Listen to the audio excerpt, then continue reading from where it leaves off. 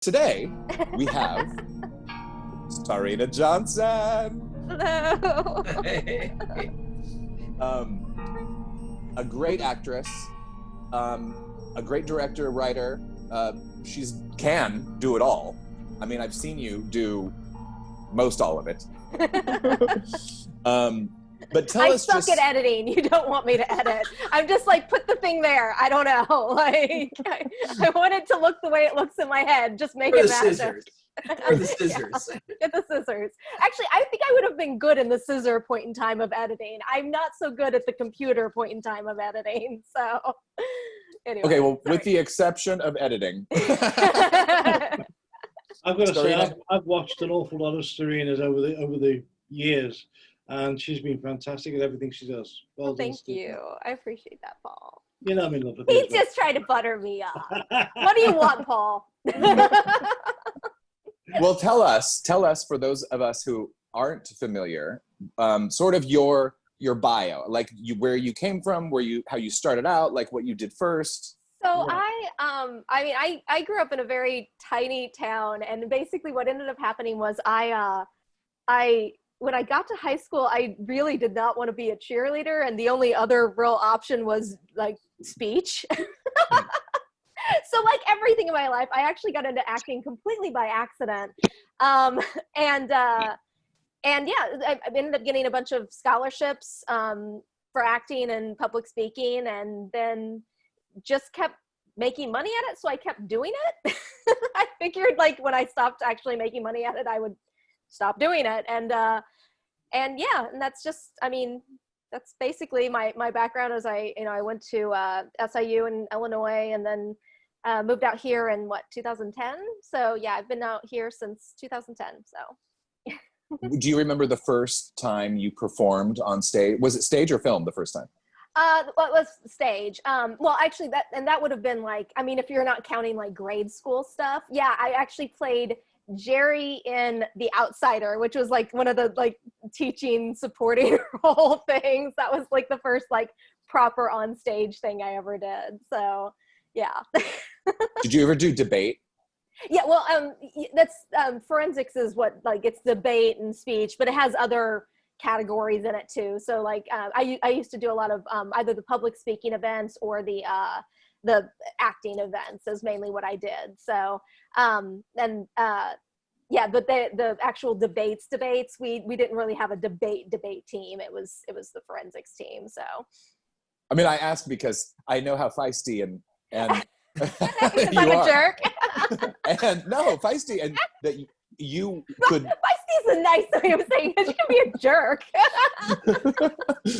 but in a great way. Oh yeah. Anyway, you're like, story for another time. Yeah, I was like, just gonna bring up a thing that I thought we shouldn't bring that up. Yeah. But then, what was the first thing that you directed? I mean, it was probably something in college. It was so not memorable that I was like, but I'm sure it was like something I did in college. The first real directing experience I vividly remember is actually because it was super challenging in that I had a very, very young guy who would not take direction. Like just, I mean, yeah, it was Paul. It was basically Paul. This guy actually would not.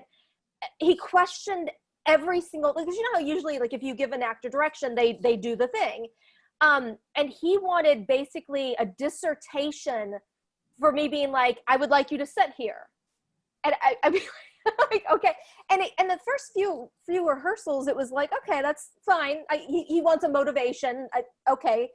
But it got to the point where I realized he just was a really terrible actor. That's horrible to say, but yeah, it was just, it got to the point where I said this, and I've never said it since, and I hope to God I never do, but I finally just said, I want you to move there because I'm telling you to move there.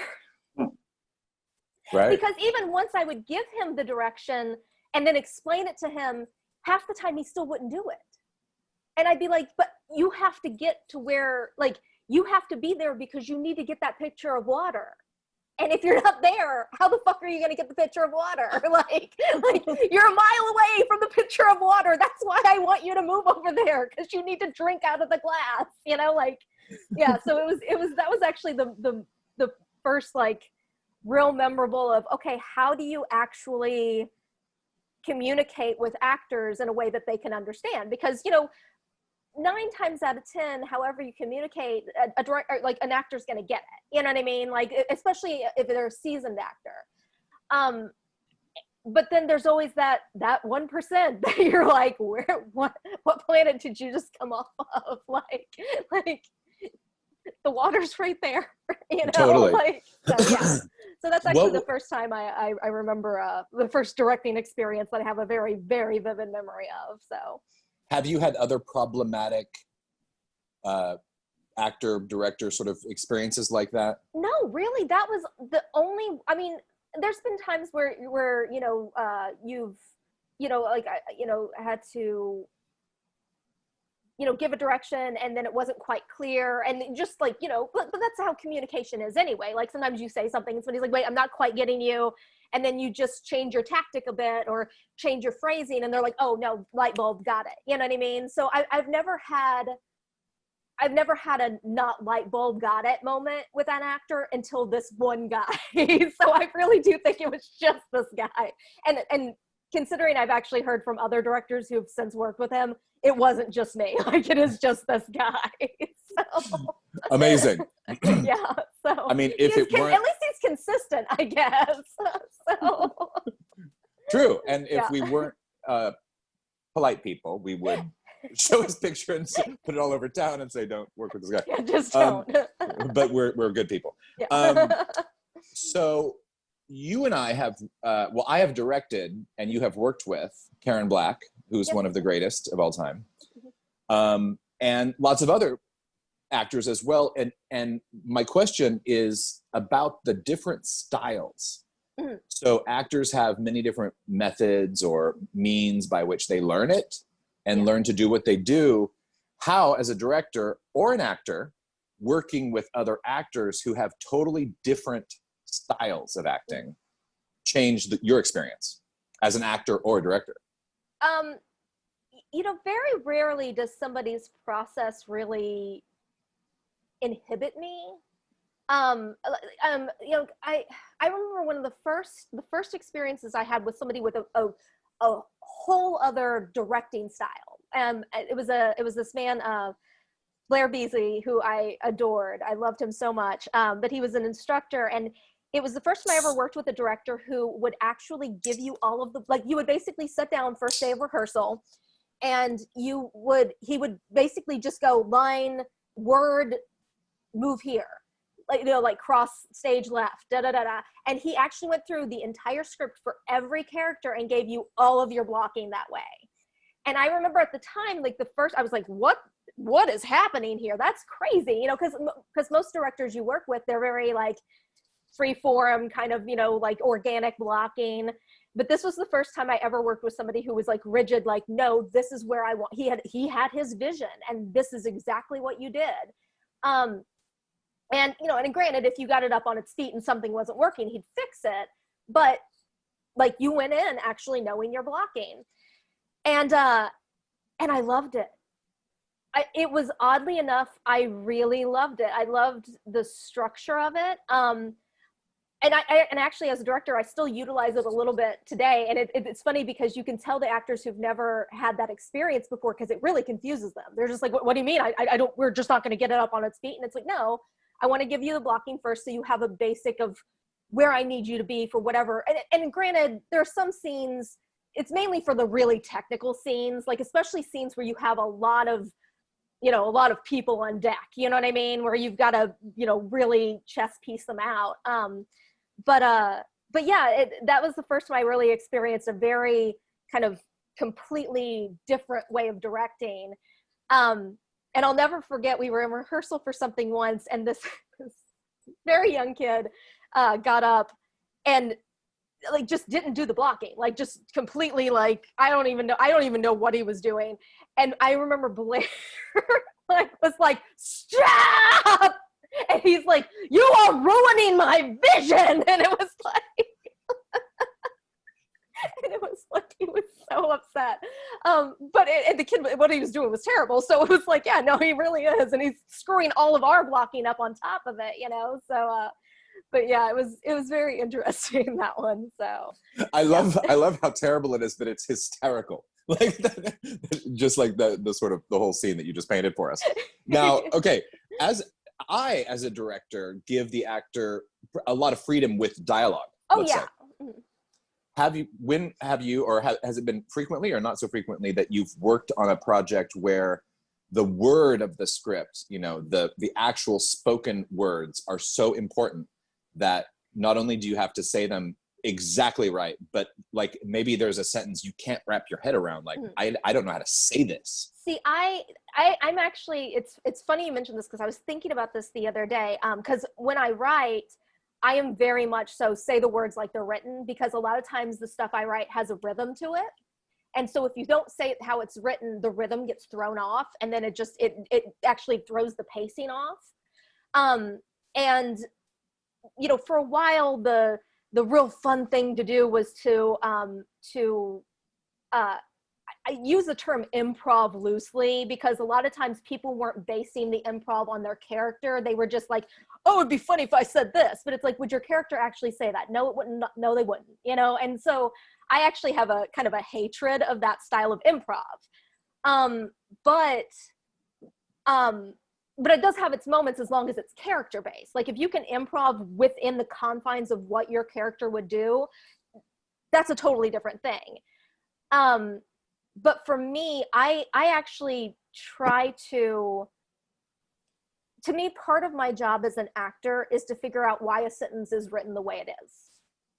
And don't get me wrong, because sometimes it's just a matter of, yeah, that's a typo. You know what I mean? Or yeah, that was supposed to be a colon and not a, you know, period or whatever it is, you know, that happens too. But for the most part, I really do try to say, why would my character say this line like this? Like, what's going on? Because I do think that writers, a good writer thinks about that shit, you know, they really do. And so for me, I take that very seriously. And if it's a line that I'm really like, I have no idea what's going on with this line, I'll ask, you know, that's the whole job of the director, is to answer the questions, you know? But for the most part, I try to say the line like it's written. And I was actually thinking about this story, like apparently with one of the Coen brothers, I remember hearing a story about how one of their first scripts, an actor kept fixing a line because of the way it was written, and they had to pull him aside. They were like, no, we want you to say it like that. It's written like that for a reason. Like, say the line like it's written. And the actor was like, oh. And then once he did that, he was like, oh, that's my character. Like, it was like, that was a light bulb moment for him to realize who his character was because of just the way this one line was said. That's a really interesting thing, because on one hand, it's maybe you're thinking, oh, my brain makes sense of it better this way, like my human brain. Yeah. But as soon as I switch it over there, then suddenly it's like, oh my God, right, that's who this guy is, which is not me. It's somebody else. Yeah. And that's, you know, for me, that's part of the beauty of acting, is that I get to not be myself. You know what I mean? So I think that's part of the reason why I'm a little like rigid when it comes to the whole, like, you know, I'm very much so more like figure out why it's written the way it is, so that you can really get in touch with the character. You know, that's also really interesting if you put it in the sense of, you know, on the projects where I've been sort of loose with the delivery of the line, I hadn't written them. Well, yeah. And on a project that I have written, there is a reason why I have written it that way, which makes it make sense. And then I wonder now if I go back, I mean, some of the projects, you know, with screenwriters that wrote a script that I didn't write, didn't complain, you know, after the fact, but I wonder if, had they been on set, there would have been, you know, something sort of like, could you come over here for a second? You know? Like, hey. And, you know, and being as that I've been on set with you before, I don't recall anything ever being like so far removed, you know what I mean? It's, you know, like, and I feel like for the most part, most writers like, yeah, that's fine, you know? But it's when you start like really changing stuff, because like I said, like the improv that's not even character based, like that, like to me, that there's nothing that will take me out of a movie faster if I can just tell that actors are just trying to one up each other as actors, as opposed to being in the character in the moment. Because those are two very different things, you know? So. Okay, so have you ever had conflict with other actors imposing their style on you while you're working? Yes. I have a very strong hatred for method actors. And when I put that in quotes, it means that they're not actually method actors. They just heard the word and think it's cool. I remember once I was on set, I was in the Carolinas, and this guy like basically beat the shit out of me. And it was one where he needed to pick me up and like shove me against the wall, which there's a safe way to do that. And by the time that scene was done, I had bruises all over me because he was just really kind of beating the crap out of me. And the next day, a lot of my costumes were sleeveless. And so it ended up being a huge problem because it's like, okay, do we have to make up your arms every day, or do we actually change wardrobe? Or because it looked like I had gone like freaking rounds with a boxer, you know? And I remember being on set with him, and he was like, he was like, well, you can really hit me. And I was like, yeah, we don't do that. I was just like, no, like that's not something we do. Was this situation one of the only times, or have there been other times that you felt unsafe? There's been a couple times where I've been like, yeah, this actor's not it's almost like, okay, your stage isn't your therapy. Like it's not your place to work on your stuff. Like, you know, don't take it out on the other actors on stage. Don't take it out on, you know, but yeah, it seems like sometimes certain personalities kind of gravitate to certain roles because they're trying to work through their own shit. And it's like, that's not the place to do that. So yeah, that's definitely not the first time. Probably won't be the last time, sadly. Yeah, it's okay. So comparing, well, in that situation, did the director help, or was it just sort of? You know, it was kind of one of those. There's only so many times you can tell somebody, please stop actually beating her up. You know what I mean? Where you finally just go, he's going to keep doing it. Just let's get this in as few takes as possible. And because at the end of the day, if somebody, when you call action, you know, there's nothing a director can really do, you know, like, I mean, I guess they could have stopped production and rehired another actor, but when you're on, you know, a limited budget, limited time, locations, you kind of just go, and that's not, you know, that's not the healthiest thing to do. And I'm sure if this was like a higher, you know, union production or something, probably would have gotten done. But then again, you hear stories about, you know, what's his name, slapping the crap out of Meryl Streep, you know what I mean? So you hear about this stuff happening. So it's not like it doesn't happen, and I'm not condoning it, but at the same time, I think because I'm a very practical person, I'm always just like, you know, just get through it. And then just hopefully you never hire this person again. Like, you know,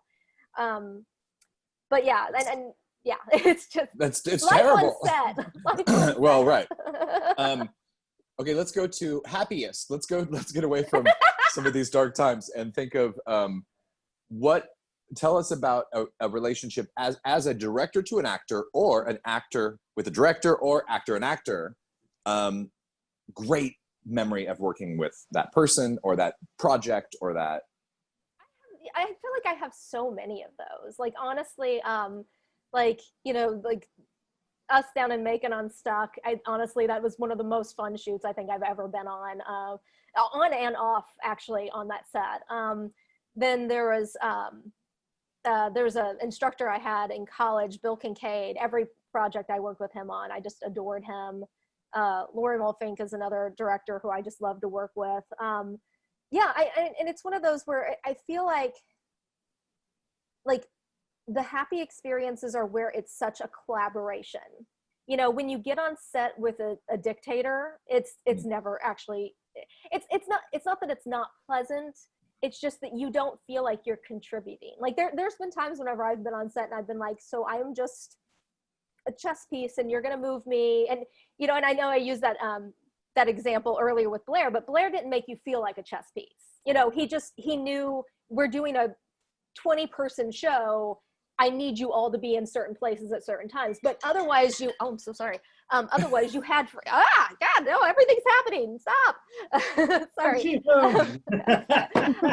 Paul, why are you calling me?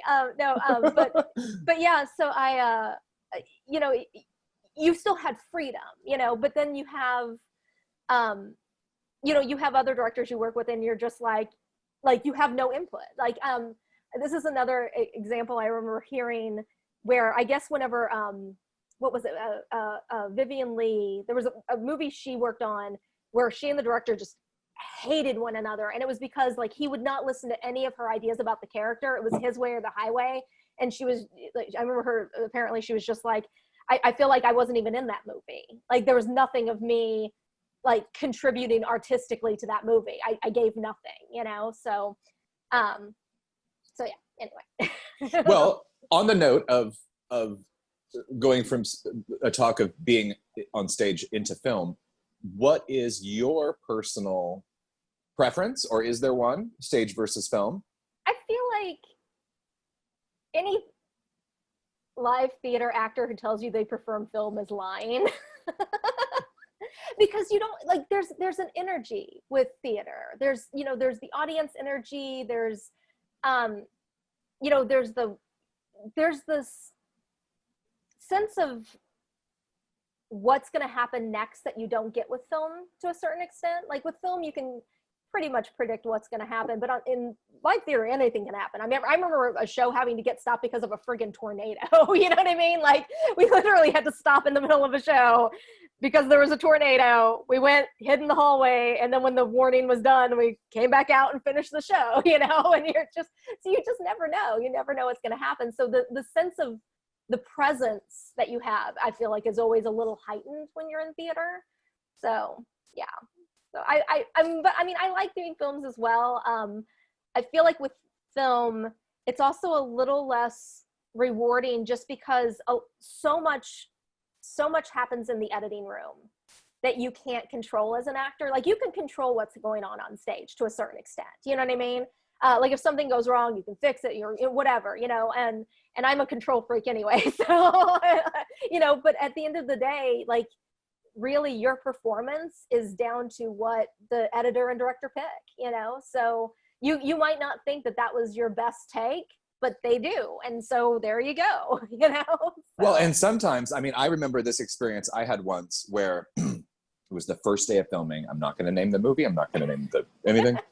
And it was just dreadful. I mean, this person, I just went flat and just like, I was like, whoa, I had no idea this would happen. I just did not see this coming. Yeah. And we just pushed through it. We just did it. Like, well, what are you going to do now? It's like, exactly. It's what are you going to do? You just, you go with the punches, you know? You do. And then turns out in the editing room, the way it could be assembled left it so that this was a show-stopping moment. Yeah. And people walked away saying, oh my God, that was so great, and this and blah, blah, blah. And you would have never had and you would any be idea. like, well, you don't know. Right. It was really, really with the actor. That was the talent of the editor and me. Totally. So on one hand, I mean, I kind of like, I guess I only like, you know, crafting the performance in the editing room when I've worked with someone who I didn't enjoy working with, and then I get into the editing room and I'm like, okay, now I'm in charge, right? Like then but typically most of the people that I work with, I've either already worked with before, so I know who they are and how they are. I mean, typically I very rarely have, and in fact, I can't remember the last time I worked with someone who we didn't get along. Yeah. You know, so it's been a long time, but you know, when you're starting out, you don't know. Well, yeah, exactly. And then you learn you get more persnickety, you know, like I used to say yes to everything. And now I'm just like, do I really want to do this? Maybe, well, and you know? Yeah. And you know, sometimes it's a matter of, it's not even that you don't want to do it. It's that like my schedule, like I could feasibly do this, but I will lose my mind and get no sleep for like 2 weeks. And do I want to do that to myself, and so you have to factor all that in. And the older you get, the better you are at realizing what do I get out of this as an artist, but also this is a business, and I think that's something that a lot of artists struggle with, is understanding they are a business in every sense of that word. And if you're a business, you have to go, okay, is this the best for my business? Only on top of it being a business, you're also a human being. Like you can't forget that you're a human being on top of all of that, so yeah. When you're deciding to take a part or to do a project, what are some of the other criteria that you sort of think about as you're going through, like should I do the project or not? Yeah. Script is always first and foremost. If it's an interesting script, even if it's, a bit character, if it's a script that I'm like, no, I really like this script. I don't even care if I'm just janitor number 4 with no lines, I just like the script and want to be a part of it. So script is always number 1. The people you're working with, honestly, even if it's an okay script, if it's a group of people you enjoy working with, that heightens the experience so much. You know what I mean? And honestly, I've seen mediocre scripts get turned kind of into gold again, because just you had a good group of people working on it and everybody gave their 110% and it turned out to be a good project, so it really kind of runs the gamut, of, and then, money, obviously. If somebody's going to throw a wad of cash at you to do something, it's like, okay. Well, yeah, that's, like, I mean. Again, you're a business. So. Exactly. So, if you're going to, a lot of people used to say, oh, they're selling out or whatever. And I said, no, they're not. No, they're being smart business. Yeah, exactly. It's a business. Why would you not? John Cassavetes was a true artist, but he would go be in a stupid Hollywood blockbuster and get paid tons of money that then he could go and make his movies with his wife, Jenna Rollins, Exactly. And it's like, he was thinking, but it's like, that's the secret, to sustainability, is to just, make money and so that you can live and create the work that you want. Mm-hmm. Now, I have a chapter about this in my new book, which I'm going to hold up because I just have to do that, which is now available. I'll Vanna White you from here. Yes, it's on Amazon, Barnes & Noble, everywhere that paperbacks are sold, and the audio went on Audible yesterday. So it's the audio book is now available on Audible. I write in here about, like, sometimes a person, an actor, could be, we're going to talk about casting this section, which is what I was going to visit about, which is in the book. Sometimes the person could be in early years, I would pick the person based on the ability without considering the interacting and the chemistry between the other people in the show. Yeah. And Which so makes a difference. It does, because and I compare it to cooking. So it's like these ingredients together make, every movie is an ensemble, even if it's not an ensemble piece. Yeah. All the people that are picked, it's like this person could be the best performer in the world, but be terrible in this environment. And let's talk about that in your experience, like sometimes working with people who either are the perfect person for the wrong project or a so-so person who is excellent in this particular project. I think, it's weird because I feel like, you have the character, you know what I mean? So, but then you also have the actor and then the actor's capabilities, because some people, like, you can, honest to God, you can hate being on set with them, but the minute action is called, they are so good at being that character that you forget that they're an asshole when action is like, when they call cut, like you completely forget that, And so it's kind of like, like it's one of those, like, you kind of, and you don't know till you get to set unless you've worked with them before, And so there's some people that you're like, yeah, I hate them as a person, but I also love working with them because they're so good when they're on, and it kind of makes it worth it to actually be able to have an acting experience with somebody who is actually a good actor, that you're like you're willing to put up with, just don't sit at the table with them and you'll be fine, but well, yeah. and that's how I've experienced like prima donnas in sort of that way. It's like, oh God, they're just a handful, but what you're getting is phenomenal. And I think that's also something too, is you have to go, it's like a scale, it's like, okay, is their prima donna-ness, does it outweigh their talent? And if it does, then nobody needs that headache. But if it's kind of one of those like, they, I don't know, bite their nails and that drives me insane, but they're really gonna, you know what I mean? I'm like, I don't know why you pick biting nails, but it's, you know what I mean? Like, it could be, I mean, who knows? Everybody's got their pet peeves, but it's one of those, you have to kind of go, okay, are they going to halt film production for 3 days because they're being a prima donna? In which case, I don't care how talented you are, probably not worth it. Because there's always another actor out there who's just as good. You just don't know it yet. That's another thing people forget, is I feel like people a lot of times get fixated on certain actors and the performances they give, and they forget there's a whole world of actors out there. You might just not have found another one that can bring just what you want, that actually isn't going to be a dick about it, so yeah. Totally. So I think it's one of those things. Oh, hello. Somebody. It sounds robotic. I don't know what it was. It was either Doug or Lars. No, it was Lars. I was watching him go on. Don't blame me. Okay. Sorry about that. Oh no, it's fine. No problem. So I think it's just one of those. I think it's just a matter of remembering, like, if there's some specific aspect that an actor brings, you can always try to find that in another actor. Like, there are many of us out here, Totally. So. What's your statement on gender and race as it relates to roles?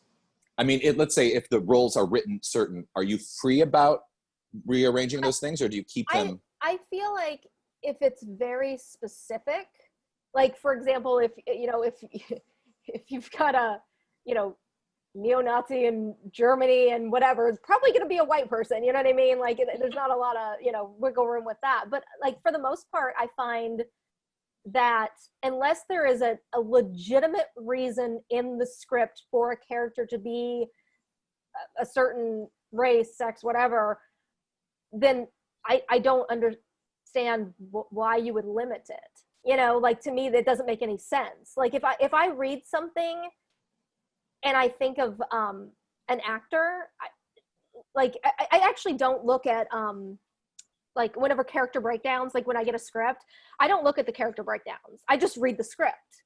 And then as I'm reading, I start hearing actors I know in my head reading certain lines.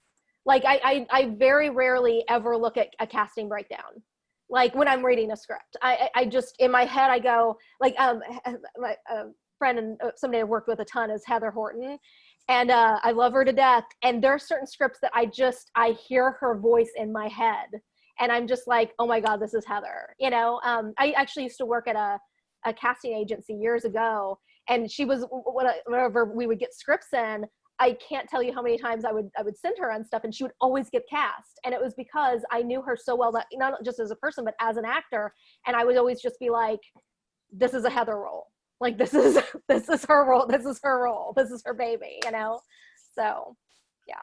Do you have any other tricks or things you do kind of like that, just by listening to actors and noticing them in stories when it comes to casting that maybe a director might think about when they're getting ready to cast something? I'm not sure what you mean. So if any tips for if I'm a new filmmaker, okay, and I'm getting ready, here's my script and I'm getting ready to cast a movie or a project, what are some things that I should know? I always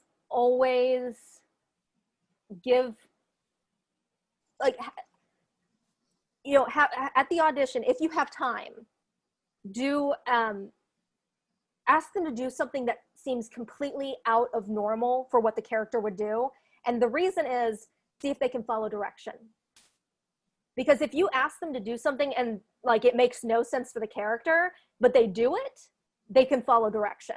And it can be something super simple and stupid. Like, I mean, I'm trying to think of an example right now, but if you give them a direction that doesn't make sense for the character, but they follow your direction, and you can even make it work sometimes, which is even weirder.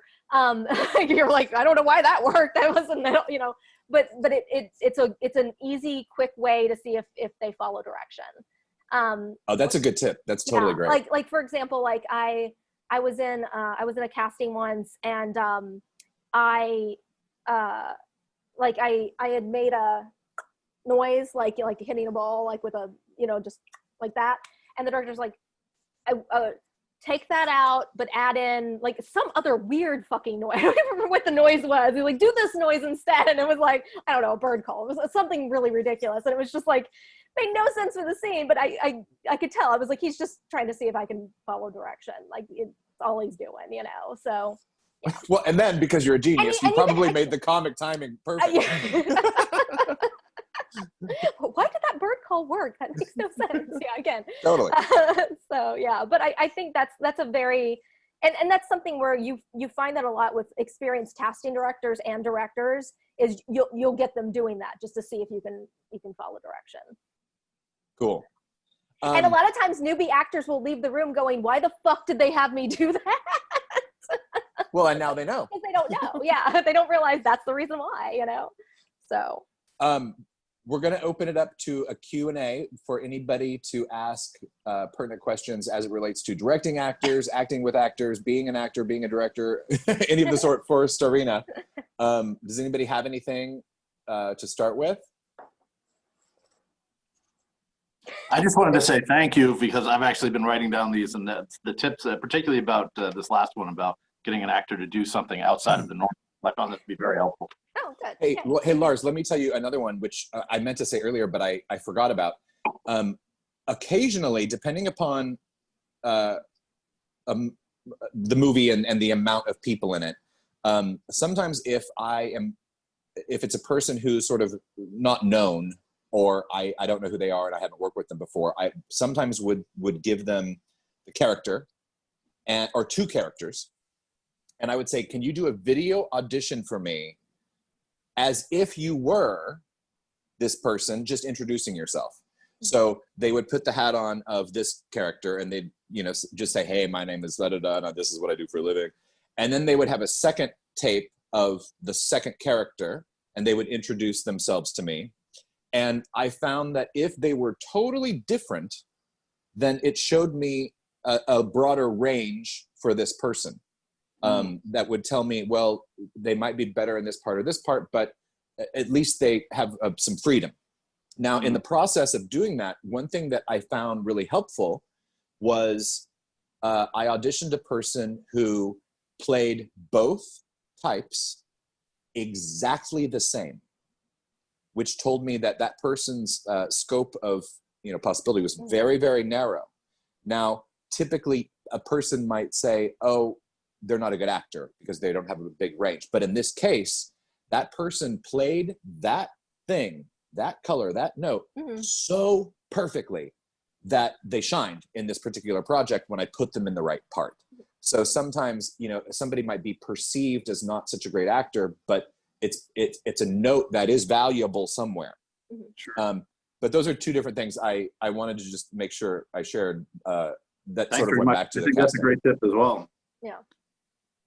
Yeah, because there is difference between somebody who has range and somebody who is just, they are that character, and they're brilliant at that character, and you should hire them always for that character, you know. Totally.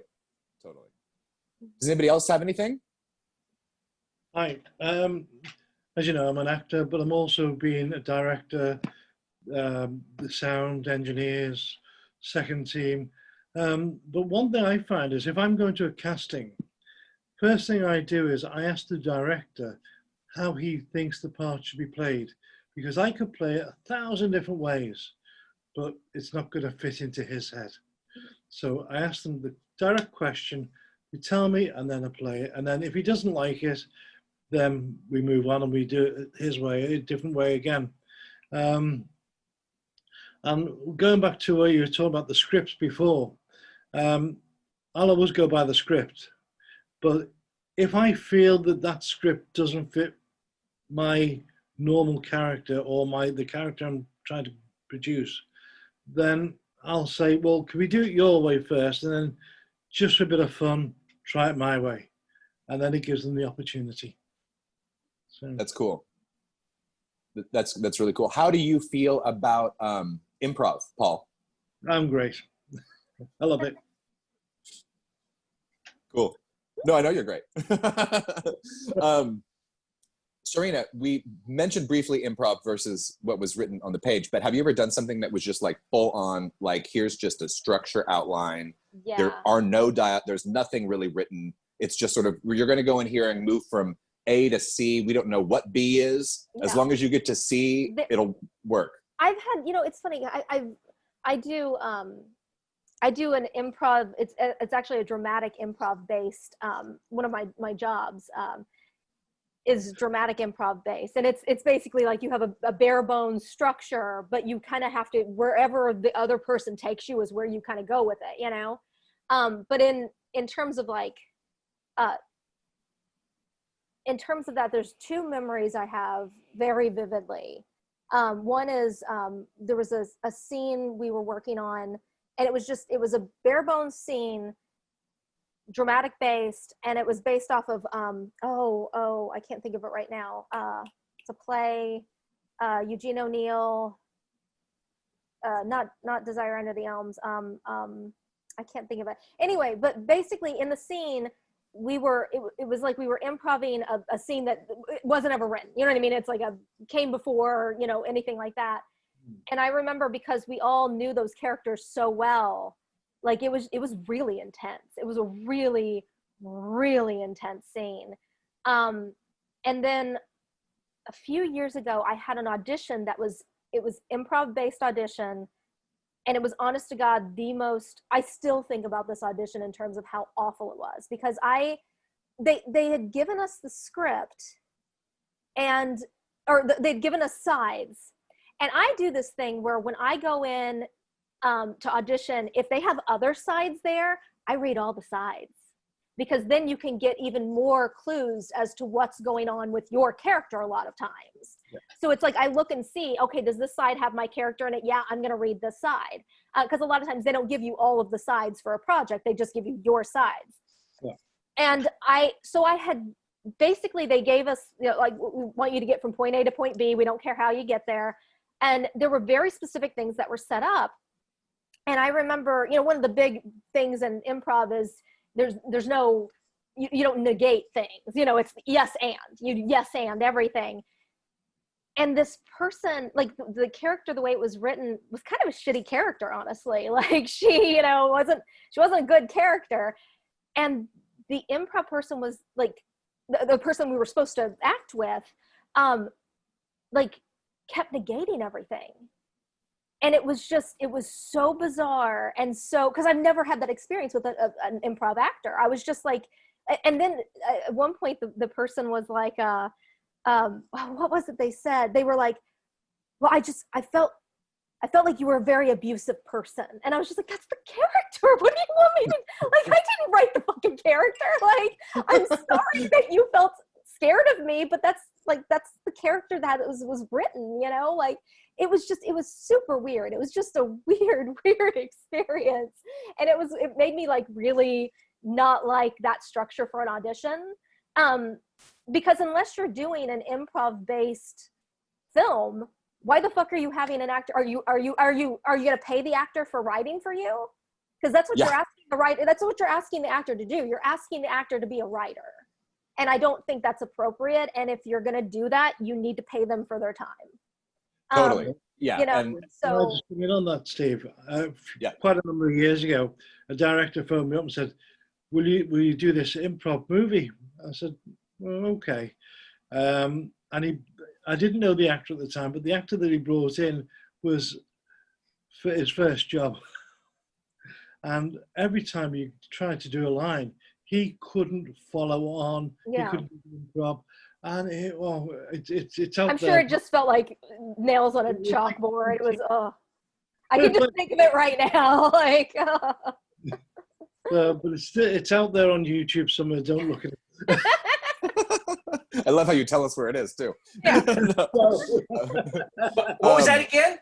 Yeah, exactly. What was it called? It was Steve and Yeah, Star. that's funny.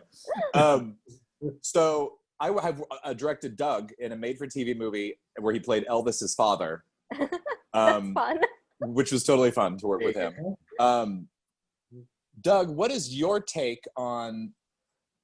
And let's all visit about this, because I feel that if an actor is walking in out of the room, to go back to what Paul said, and doesn't tell the actor anything, then really, I don't think that director should have any judgment about the performance, because the actor is only going with either what they know or what they've gathered out of the sides. But I have had friends who are filmmakers who berate and judge actors who were terrible in an audition, but it's like they had no time spent with the director. Yeah. I mean, Well, also, some people just are bad auditioners. Honestly, Well- I know some brilliant actors who are just shitty auditioners, which sucks for them, because that's. But honestly, auditioning is kind of a completely different skill set than acting, because Yeah, there's because I've so known many people different. that are brilliant auditioners and are shitty actors. Yeah, and I've had that experience as a director before too, because actually the kid I was talking about, the director, he had a brilliant audition. And then when he came in, I was like, oh my God, you are a nightmare, you know? And it was just like, people can have moments of brilliance, but it doesn't mean it's sustainable, you know? Well, So. something Paul said, which I wanted to piggyback on, is that's one of the problems with these self-tapes now, as I find from an actor standpoint, is I don't have the benefit of asking the director, how do you see this character? What are your thoughts on this? You don't have that. So you're sending something in cold with your perception, and someone's watching it and going, well, that's totally wrong. Well, how do they know that? It's, I don't know it's totally wrong. It's totally right the way I see it. So it's a real disservice. And then to you also have the thing of, you know, you run the risk of like, well, I could do this, like, let's say 3 different ways, Right. 3 very distinct different ways. But are they going to actually watch it? No, they don't want it. No, they they aren't. firmly say. Oh, no, I know. Yeah. But that's what I'm saying. Like, if they give you that freedom, then who's to say they're even going to watch those other 2 takes? You know, even though like one of those might actually be the take that they would be like, that's the person, but they don't know that because they just watched the first one. We're like, nah. Yeah, I'm right there with you. 10 seconds. Yeah, and it does tie into what Steve was saying about if a director doesn't give you some formula or some parameters to work off of, you're going in with, okay, this is how I see it, I interpret it, I see the line, the relationship, and so you're kind of on your own. So to berate an actor for that is really a disservice to the whole as far as I'm concerned, because you really need to be on the same page. I don't understand why, because, you know, as much as I love the idea behind self-tapes, I'm like, we have Zoom. We're having a conversation right now. Set up an audition like you would normally. Do it by Zoom. Like, there's no reason you can't. You know, and if an actor can't make that, then they can send in their self-tape audition. But otherwise, like, I do not understand why people can't just set up Zoom auditions and have your little waiting room and have people come in as they need to. I mean, they could literally do it the exact same way as before, only instead of people driving to an audition, they could be doing it over Zoom or whatever platform they choose. I had never had the experience with the director, and Steve did this. He reached out to me after or considering casting me to talk about the character. So we actually spent time talking about it and how he envisioned. So it was really nice to have that before I even went on set. I was aware, and we hadn't met face to face, but it was a phone call. And I really enjoyed that. It gave me some idea. And he also knew where I was coming from as an actor. So that was very helpful. For me, it was because I felt like, okay, I already have a relationship with the director and we can talk. Yeah. Which, isn't that the whole point? Yeah. Supposedly. No. Relationships are gross, Steve. What? No. Ew. Especially on sets. Yes. So before Starina's got a good point about the auditions over Zoom. I've never known any other job where you have to pay to work. In other words, you're paying to go to an audition, and you might go backwards and forwards a couple of times, and then not get the job. and it might have cost you a couple of $100, whatever. Yeah, we've been talking about that a lot in terms of like voiceover stuff, because now basically they're even to audition for voiceover. Before it was like, oh yeah, just put it on whatever and send it over, like if you can't come in. But now they basically are asking you what your in-home setup is, and if you don't have whatever they want, they won't even audition you. And it's I have had that. That's crazy. I've had that experience. I'm They like, wanted so to people actually have a picture of my Yeah. booth. Yeah.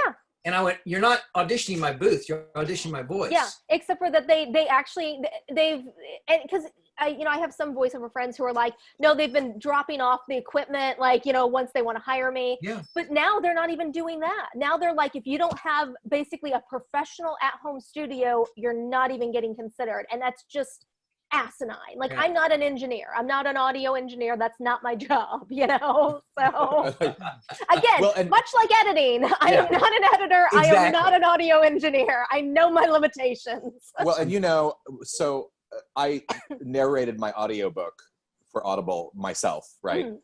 And if you saw how I did it, I mean, I had a really good microphone because it was just left over from filming, and it was the boom that I used. So it was a good quality microphone, but it looked terrible. But it sounds just like, I mean, the setup, whatever. It ain't pretty, but it works. Exactly. And I had a friend who, God, I think she spent like $20,000 getting all this stuff set up so that it looked right. Like it looked like this. And then she fancy returned place. it the next day. Well, I don't know. She Amazon Primed it. She did the job for a month and returned it. Which I have done a couple of times with expensive sort of set pieces like fog machines or, anything that's like $500 that you will never use again. Yeah. I've been known to do that. Just use it and then send it back. Okay, before we go, how can people tell us what you're working on? How can people find you? Not to follow you, but I mean like online. Stalking 101. I right now, honestly, I'm doing a lot more writing stuff right now. But I know this Saturday, I actually am doing a reading, but it's somebody else's play for Fierce Backbone. And then, somebody's got a question. Yes, there is a question. Sorry. Go ahead. Hey, Sarah. I think you're on mute. Oh. Yeah. No. Hi, can y'all hear me? Yes, Okay. now we can. Wow. Okay, I'm just a fan. I'm not an actor or a director. And I just want to give a little background. So Starina and I met, it was about 13 years ago now, on this 48-hour film festival shoot that was a mess from beginning to end. But what really usually all are. what really stuck out to me is how professional she was through the whole entire time. There were 2 scripts written, and I'm not even sure we used either one of them. But I just remember her being so professional, and so I've been a fan ever since. And actually, that's how I found out about you, Steve. And she started doing your movies. I'm like, oh, and I looked into your catalog. So kind of my question is, as actors, or directors or both, kind of how do you deal with that frustration, whether it's a film shoot that's, not going well in whatever sense, like it's taking a long time, your other actor across from you is, just not doing well, or how do you deal with the frustration? Go ahead. I think, like everything, some days it's better than others. Some days, people are on your last nerve and you just have to kind of keep breathing and all you can do is your best. You can't, if the lights are failing, if another actor's being a dick, you cannot account for all of the variables. All you can do is account for yourself. And if other people are making life on set miserable, your job isn't to up that.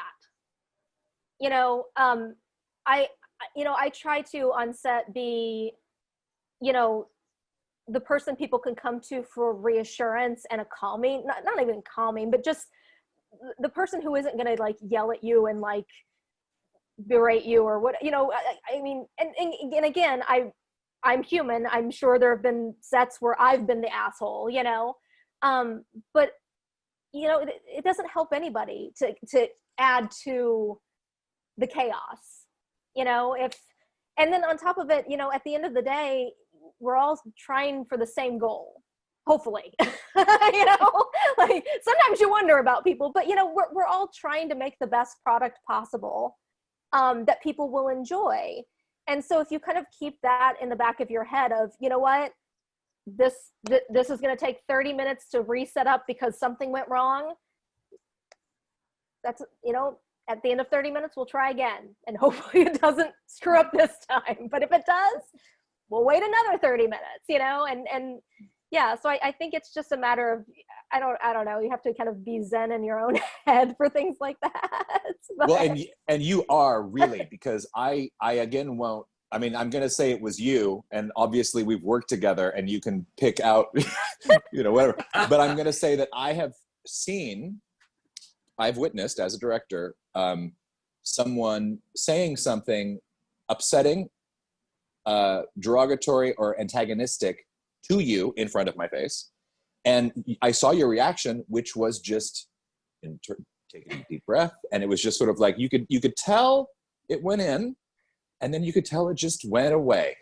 And I was like, that is pretty amazing. Like, so, I mean, truthfully, you know, Sarah, what you said, she is a total pro. And when it comes down to, you want to work with those people because that's helpful. When, you know, it's like, it doesn't become this like terrible thing. And truly, the only other part that I would pitch in would be just to say, you can never tell about somebody else. And even if you've worked with them, you know, and I worked with someone, you know, a few times who then on the last time we worked together was so miserable, I never worked with that person again. And you just never know. Yeah. You don't know. People could have a brain tumor. People could have stuff going on at home. You really have no idea. All you really can do is, like what Star said, is just take care of your reaction to what's going on. Yeah. And that's all you can do. Just to answer this question, if you don't mind. I was on an advert one day and we were in the middle of a field, all dressed up in armor and everything else.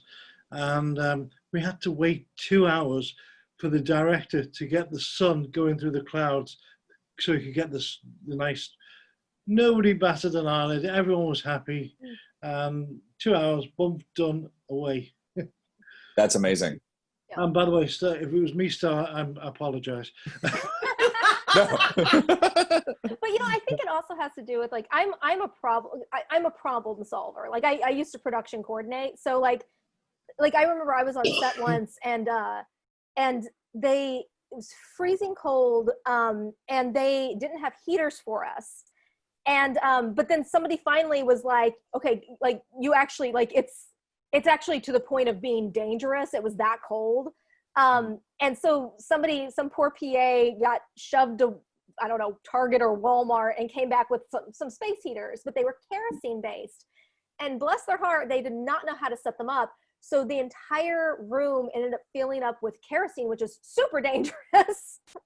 And I remember like basically it was like, I know this is a union show. I know I would get in trouble if I fixed it, but I couldn't actually get somebody to fix the problem. So finally I ended up like fixing it myself because I was like, I would like to not die on this set. And I would like other people to not die on this set.